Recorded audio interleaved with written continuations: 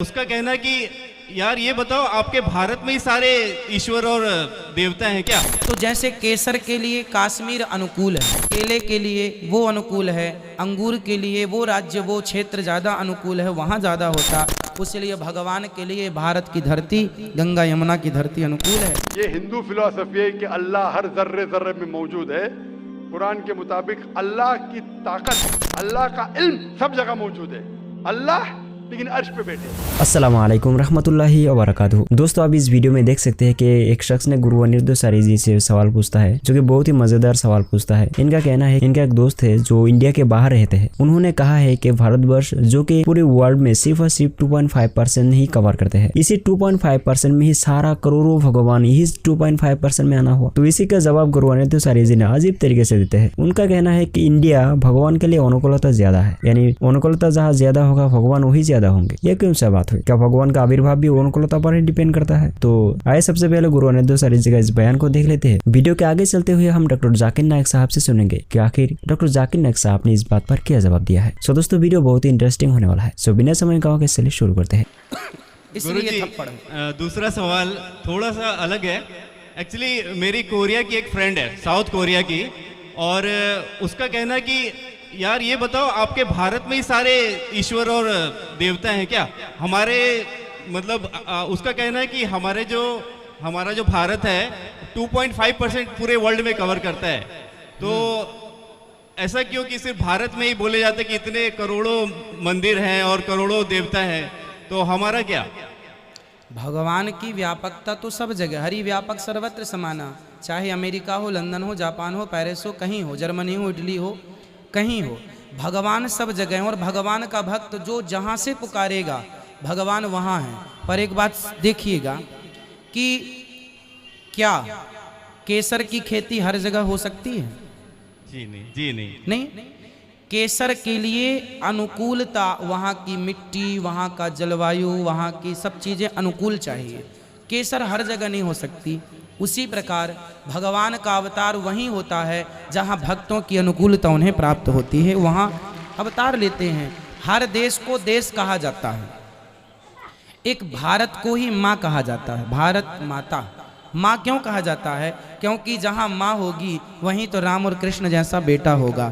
तो जैसे केसर के लिए कश्मीर अनुकूल है, केसर के लिए कश्मीर अनुकूल है, सेब के लिए वो अनुकूल है, केले के लिए वो अनुकूल है, अंगूर के लिए वो राज्य वो क्षेत्र ज़्यादा अनुकूल है, वहाँ ज़्यादा होता, उसलिए भगवान के लिए भारत की धरती गंगा यमुना की धरती अनुकूल है। बाकी यहाँ से भक्तों के रूप में उनके भक्त, आप जैसे भक्त जाएं विदेशों में प्रचार करें। हमारे विवेकानंद जी गए और प्रचार करके आए धर्म का। तो पहले क्या था कि कोई देश था ही नहीं। जब भगवान श्री कृष्ण ने अर्जुन को गीता सुनाई, आपको क्या लगता है भारत का क्षेत्रफल कितना बड़ा है?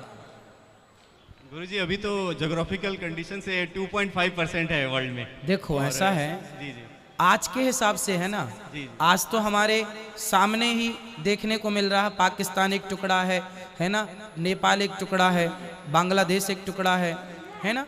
एक समय था जब भगवान श्री कृष्ण में गीता में अर्जुन को कह रहे हैं भारत अभ्युत्थानम धर्मस्य तदात्मानम सृजाम्यहम्।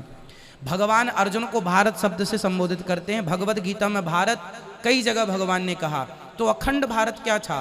पूरब से पश्चिम, उत्तर से दक्षिण, जहां आपकी नजर जा रही है, जहां आपको पांव रखने की जगह मिल जाए, वो सारी धरती भारत की धरती है। कोई अमेरिका, कोई लंदन, कोई जापान, कोई पेरिस था ही नहीं।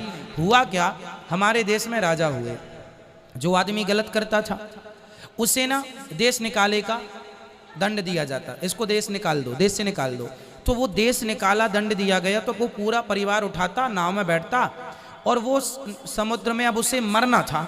यहाँ रहेगा तो दुष्ट, तूने गलत किया है, दंड है, या यहाँ रहेगा तो मर, और बचना है तो जा। तो देश निकाला दिया, तो वो नाव में बैठा चला गया। जिस टापू पर उसकी नाव जाके रुक गई, उसका परिवार वहीं रहने लग गया। वहाँ रहते रहते वहाँ खान पान, वहाँ का जीवन करने लगा। ये समुद्र के छोटे छोटे टापू ही तो हैं। अमेरिका क्या है? एक टापू है। जापान क्या है? एक टापू है। छोटे छोटे जो जहाँ जगह मिली जिसे, वहाँ जाके रहने लगा अपने परिवार के साथ। ये बात हुई लगभग आज से लगभग 4-5 हजार साल पहले धीरे धीरे करके वो लोग 2 से 4, 4 से 6 वहाँ की भाषा, वहाँ की जलवायु उनके अनुकूल होती चली गई और वो धीरे धीरे एक कंट्री के रूप में डेवलप होते चले गए, एक देश के रूप में स्थापित होते चले गए। तो ये पूरा जितने भी धर्म है कहाँ से निकले हैं, सारे पंथ कहाँ से निकले हैं? जैसे गंगा की धारा से अनेक अनेक नहरें निकलती हैं, नहरें, उसी तरह एक सनातन धर्म की अनेक अनेक नहरें हैं ये, जो बाद में मतभेद मनभेद के कारण, जैसे एक भाई का दूसरे भाई से झगड़ा हो गया, भेद हो गया, तुम अलग बनाओ खाओ, हम अलग बनाए खाएंगे, तुम्हारी कुल देवता अलग हो जाएंगे, आज से कुल देवता वही रहेंगे पर अलग अलग हो जाएंगे, तुम्हारी पूजा की पद्धति अलग होगी, हमारी पूजा की पद्धति अलग होगी। वही एक भाई की तरह बंटवारा जैसे हो गया। ये धीरे धीरे ये सब देश, इन्हें कहते हैं म्लेच्छ।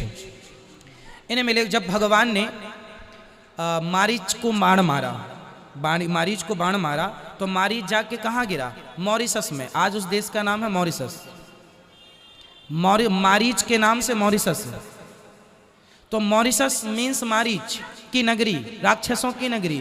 तो जहाँ मारीच जैसे राक्षस होंगे वहाँ का खान पान क्या होगा? वो क्या खाते थे? आदमी खा जाते थे, सुअर खाते थे। तो आज भी लोग वो कल्चर मान रहे, फॉलो कर रहे हैं। हम भारतीय हैं तो हमारे देश में ये सारी जगह ना दुष्टों के लिए छोड़, तुम दुष्ट आदमी हो ना, अब कौन कितनों को मारे, चलो भगाओ, देश ने काला दे दिया। ये काल यवन, ये म्लेच्छ, ये यवन तो थे, काल यवन को मुचकुंद ने मारा। तो भागवत जी में जो महाभारत हुआ, उस महाभारत में भी विदेशों से लोग आए हैं। तो विदेशों से आने का मतलब यही था कि उस समय पर ये देश थे, छोटे रूप में थे, छोटी सेना थी, एक राजा था, है ना, उनका खान पान कल्चर अलग था। अब वो इस बड़े कंट्री के रूप में उभर के आ गए हैं। तो है ये सब भारत ही। अब अफ्रीका क्या है? पूरब। अब देखिए हमारे पूरी दुनिया में किसी देश, किसी के नाम का सागर नहीं है, लेकिन आज भी हमारे नाम का एक सागर है, हिंद महासागर, जो वेदों में नाम है। आज भी उसे हिंद महासागर, हिंद मीन्स हिंदू महासागर, हिंदुओं का, संस्कृति सनातनियों का ये सागर है, सनातनियों का ये देश है। अब तो देखो पाकिस्तान भी कहता है ये मेरा, तो कोई उसके बाप का थोड़ी था, हमारा ही था। उसी तरह सब हमारा था, बाद में सबने कब्जा कर लिया, मेरा मेरा मेरा। वही है, ट्रेन में जब आप बैठते हैं ना, तो जो सीट में बैठ जाता वही कहता है ये सीट मेरी है।